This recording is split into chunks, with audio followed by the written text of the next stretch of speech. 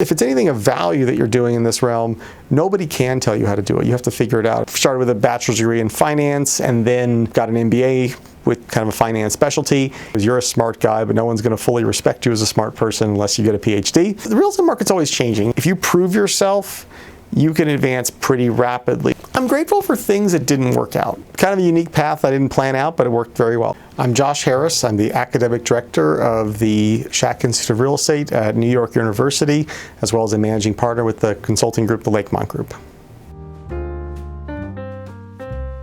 Well, my days are very different. I mean, one of the fun things about this type of job or life, however you want to view it, is I more or less set my own schedule, but that also means it's constantly busy with meetings or other items. Yesterday, had a couple meetings with some faculty on just various issues at NYU. I taught my one class I teach per week, a real estate finance course. I think the intellectual curiosity, the fact that I can kind of pursue questions I want to pursue. I get to, sort of be on the leading edge of what's going on inside of an industry or field. I can pick up the phone and talk to CEOs and talk to industry players, and they are excited to want to talk to me and get to engage into sort of interesting challenges. So I think getting the pulse of the market, pulse of what's going on inside of an industry is just really interesting. Going into sort of realms of academia or these type of things, you're kind of your own agent in the sense where, a lot of other jobs, your employer tells you what to do. There's a very clear mission statement. There's, if you're a salesperson, you're supposed to sell, and you usually know what your product or services that you're out to sell. With the exception of sort of teaching duties that are more or less assigned or given, everything that we do is more entrepreneurial, and that you have to have the self-motivation to get up and do it. There's objective standards here, there. Clearly, if you're trying to make money through consulting, that one kind of is easy to understand. But that requires a lot of motivation. You have to organize yourself, and staying motivated and keeping focus. I think that's a big challenge. And if you're certainly wanting to go called the academic or consulting route, you're going to need to be called doctor of some variety. Telling someone that's a tough thing, because let alone getting into PhD programs are not easy. You're kind of agreeing to give up 4 to 5 years of your life full time with typically minimalistic pay. You can be an economist and be a researcher and do a lot of the same stuff, especially on the consulting side, without doctoral qualifications. You might need some more advanced statistical training. You probably need a master's degree in economics or some form of, maybe data science is a popular area now. So there certainly are other pathways. Again, the credential holds value there too. Even in the expert witness realm, that's partially why they want you, is so that if they're in a jury or a trial with a judge, your attorney can say, well, Dr. Harris, what do you explain this? And that, that matters. Most students who are coming out, either undergrad or certainly or graduate, that are like in one of our programs, they're usually applying for jobs that have sort of a title like analyst, sometimes or associate type of thing, where they're often going to be looked at for their quantitative ability. Can you use Excel? Can you build a complex model? Can you understand cash flow analysis? Do you understand zoning? Do you understand building? So there is a definitively a technical side of it. That I think most people they expect from a graduate of a real estate program, especially one like ours. They also want to know about a lot of questions about work ethic. Our field is sort of a derivative set sort of from the finance realm. So some of the war stories you may have heard about investment banking, about the 80, 100-hour weeks. I'm not sure that's exactly what you're going to see in real estate, but they want that work ethic that you're willing to do. Real estate's very deal driven and very, there's a lot of pressure points, and it's large, big numbers if you're working on multi-million-dollar deals. So an employer wants to know that you're going to stick in there and sort of be, in the trench warfare with them. And so real estate's a great field because it touches so much of our lives. For individuals, typically they probably, next to maybe taxes, they'll spend the most on their housing or related expenses. Companies may spend a huge expense on rent. It's a necessary element, a factor of production. So shockingly few people actually ever take a single academic course in real estate, let alone get a degree in real estate. They're still relatively rare. So if you have an interest in it, just simply taking some courseworks, whether you want to major or minor in it, it's kind of a unique question. It might be a little more specialized. I think getting a Master's of Science in real estate makes maybe the most sense. You're in an undergrad, study business, look for a finance program that maybe has a real estate overlay and take those as the electives. Maybe it's a great double major or a minor to add on. And when I always tell students, actually, they're worried about getting too specialized. Banks, governmental organizations will always respect a real estate degree. So people sort of think that, if I get a real estate degree, I'm going to only work in this. And that's completely not true. Just like there's everyone said your major doesn't matter, doesn't, a real estate degree would qualify you for, you're probably good for an entry-level job in most business type fields.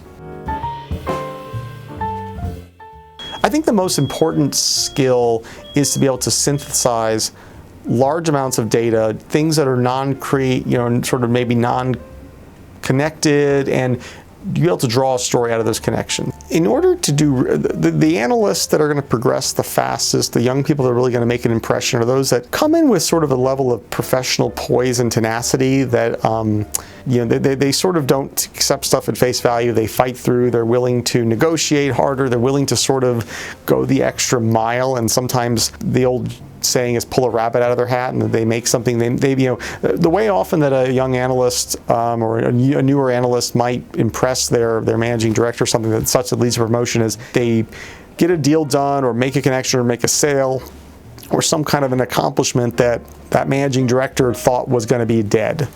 And sometimes the ability to kind of see around, be creative, and really just be very tenacious and sort of almost, I hate using the word, but I think it's accurate, is being very aggressive.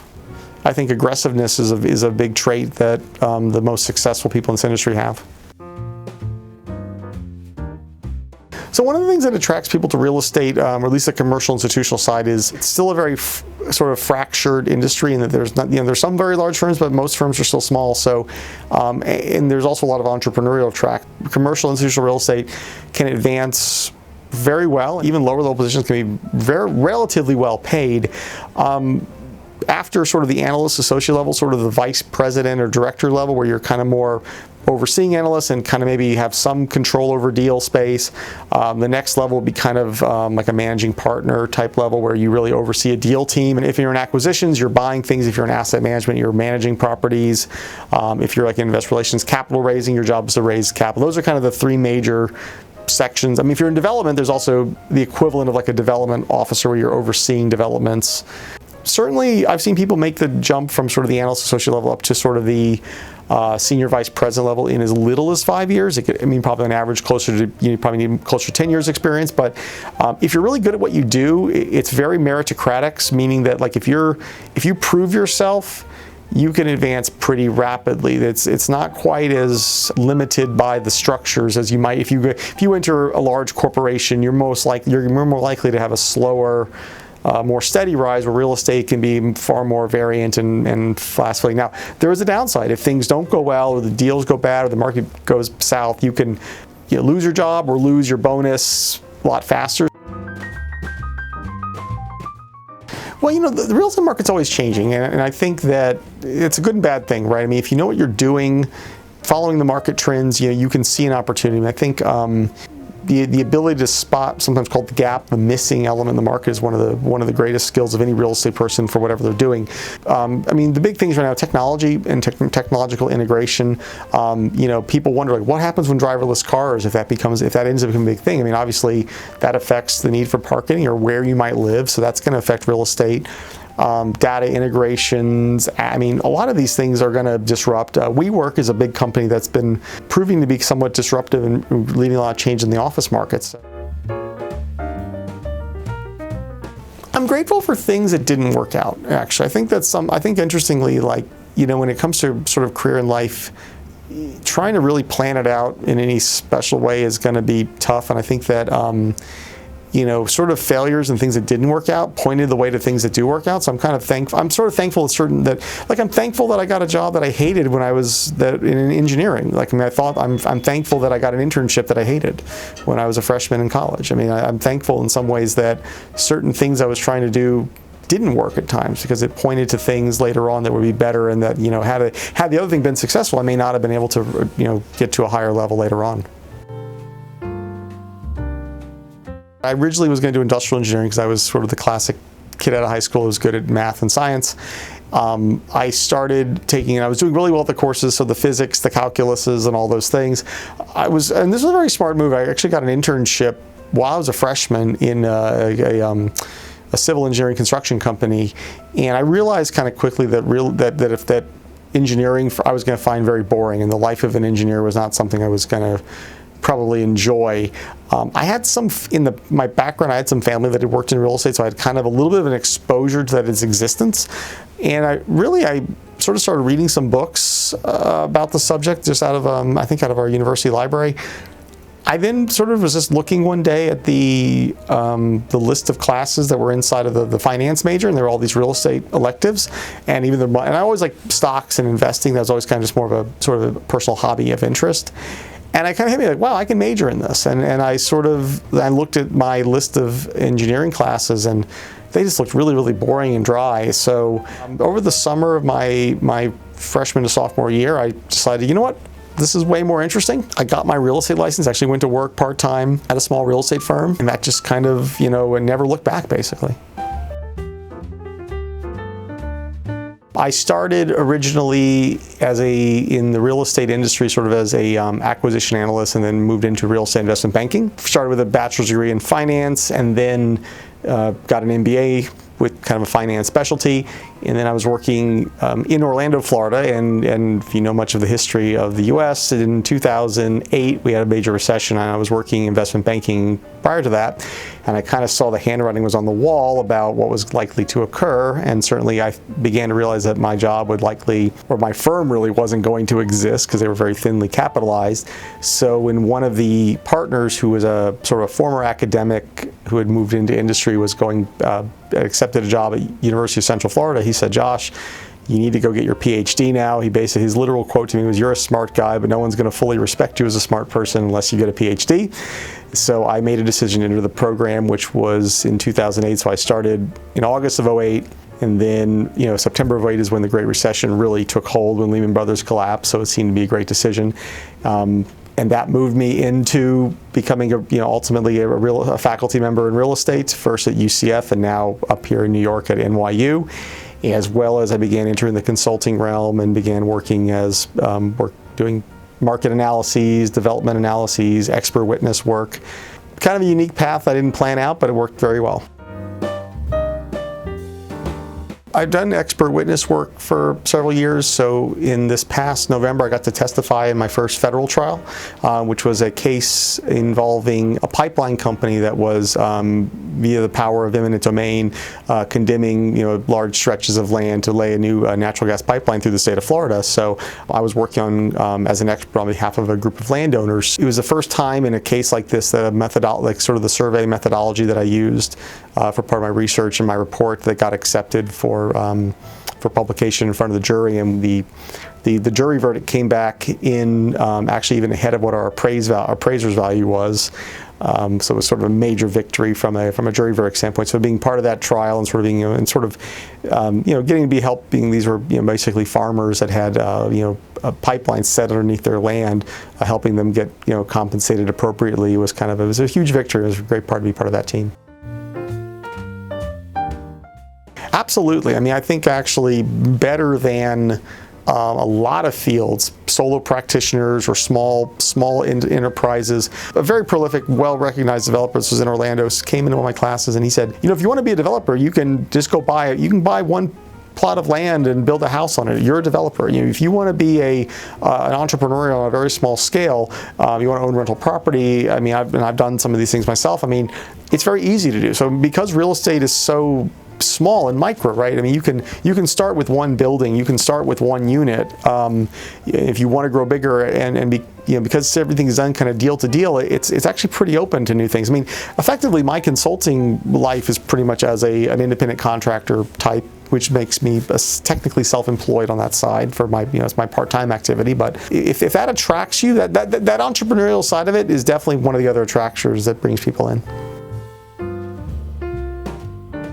I think the way we got into the big recession, I mean, a lot of people want to ask questions, well, who do you blame for the Great Recession? Like, do you blame banks or do you blame regulators or, and the reality is everyone was out there to try to get rich. I think that if people could sort of see sometimes the bad decisions they're making or have a better sense of it, the world could be a, substantially better place. What's your favorite thing to do in your free time? Photography. What's your favorite country to visit? Germany. What is one thing that you cannot live without? My phone. What's your favorite book? The Millionaire Mind by Thomas Stanley. A favorite movie? Ooh, favorite movie. Well, I'll say one that my favorite movie I'd recommend for a business student, Barbarians at the Gate. What's the best advice you've ever received? Well, probably to get the PhD when I did enter the program when I did. What makes you sad? I think when people sort of give up or don't, go lazy on themselves, or that's often like with students. What makes you happy? Seeing people succeed. Can you please finish the sentence? You should get into my profession if you are. Want to do really cool things. You should not get into my profession if you are. Like need structure and order to work. I think the most important thing is don't worry about minor details. I think, stressing about exactly that first job you get or the next thing you get, it almost doesn't matter, good or bad. The careers are long, you have a lot of different opportunities, things are going to change, you can't predict the world, so just get out there and get started, and really don't worry about the details. Don't sit there and stress whether you get the exact perfect thing or not. Just get something and get started, and you can always make changes.